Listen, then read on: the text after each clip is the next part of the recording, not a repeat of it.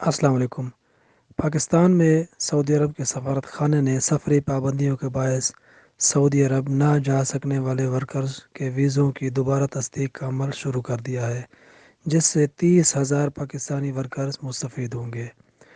سعودی سفارت خانے کے مطابق ان پاکستانیوں کے پرانے ویزے کی منسوخی اور نئے ویزوں کے اجراء کا عمل شروع کر دیا گیا ہے، جو کورونا سے پہلے سعودی عرب روانگی کے لیے تیار تھے، لیکن سفری پابندیوں کے باعث روانہ نہ ہو سکنے کی وجہ سے ان کے ویزے کی میعاد ختم ہو گئی تھی۔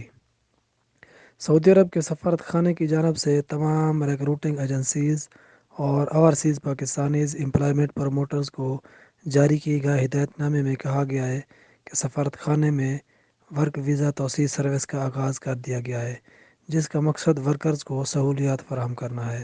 سعودی سفارت خانے کے مطابق جو پاکستانی ورکرز اپنے پرانے ویزے کی منسوخی اور نیا ویزا لگوانا چاہتے ہیں، وہ کفیل کی جانب سے سعودی وزارت خارجہ اور سعودی چیمبر آف کامرس کا تصدیق شدہ خط اور نیا میڈیکل سرٹیفکیٹ جمع کروائیں۔ ورکرز کے پرانے نمبر پر ہی نئی medical report on line upload کریں۔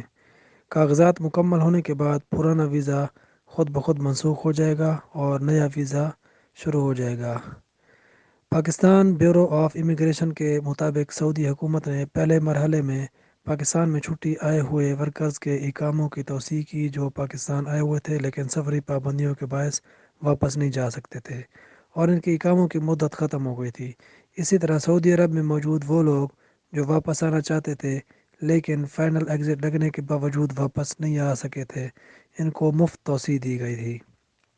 اب تیسرے مرحلے میں ان ورکرز کو نئے سرے سے ویزے دیے جا رہے ہیں جنہیں مارچ اور اپریل میں روانہ ہونا تھا لیکن سفری پابندیوں کے باعث نہیں جا سکے تھے۔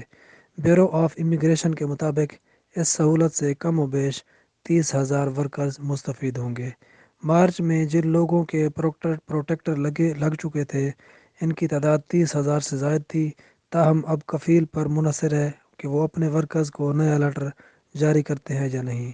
بیورو کے مطابق اگر کفیل کو متعلقہ ورکر کی ضرورت نہیں رہی تو یہ تعداد کم ہو سکتی ہے۔ تو ناظرین، اگر آپ کو ویڈیو اچھی لگی ہے تو ویڈیو کو لائک کریں، میرے چینل کو سبسکرائب کر دیں۔ ملتے ہیں اگلی ویڈیو میں، تب تک کے لیے اللہ حافظ۔